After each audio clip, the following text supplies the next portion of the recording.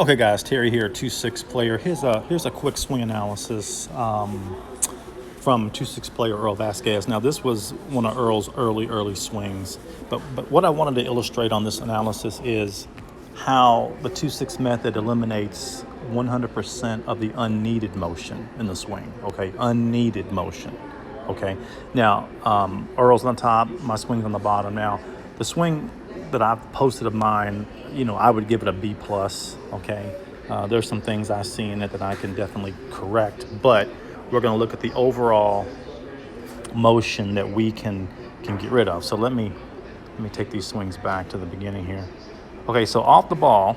Okay, and again, I'm not. Earl has a decent setup. Of course, he's improved it since then, but I'm not too concerned about the setup. I'm just looking at the unneeded motion that leads from the setup. Okay, so Earl could work on a setup a little bit more in this particular swing, but again, this was from years ago. So as we go back, I want you to see how when Earl takes the club back, okay, he's maintaining space here, okay, which is good, maintaining space. But what happens is, here's where some of the unneeded motion comes in. As he begins to move past parallel, you see how his body twists. You see how there's a twisting of the body right there? And what I'm looking at is this area right in here. How this area right in here basically kind of twists back. Okay, so let's go back. So as he moves here, the body kind of twists here, and he's kind of moving a little bit too much weight on the right side.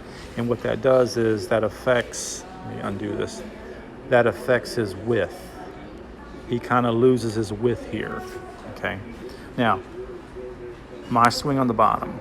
Okay, as I go back, as I move the club back here, when I begin to pass parallel, my body stays more stable. See, my body stays more stable here, which allows my arms to move up and around to create the width. See, I don't lose my width because my left side, my lead side stayed stable. So this is kind of the unneeded motion that 2-6 eliminates when you stay centered.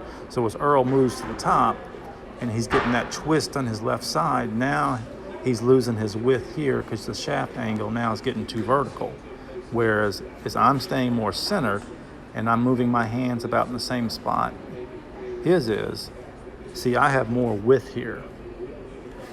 More width right here because you can see that my shaft angle and my arms. So as we move to the top, okay, I'm moving the top more efficiently, and Earl's moving to the top, and now he's got a lot of twist in his swing. Now on the downswing, this is where it really shows up. On the downswing, Earl's got to make up for all this.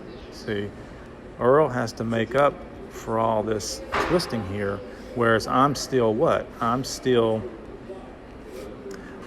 nice and steady.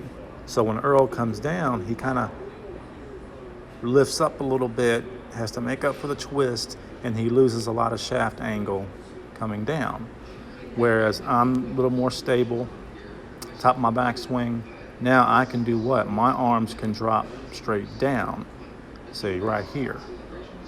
And you can tell that my elbows dropped a little bit lower, and I've got more shaft angle, more lag in my swing. Whereas Earl lost his shaft angle right there, and mine's still a little more vertical.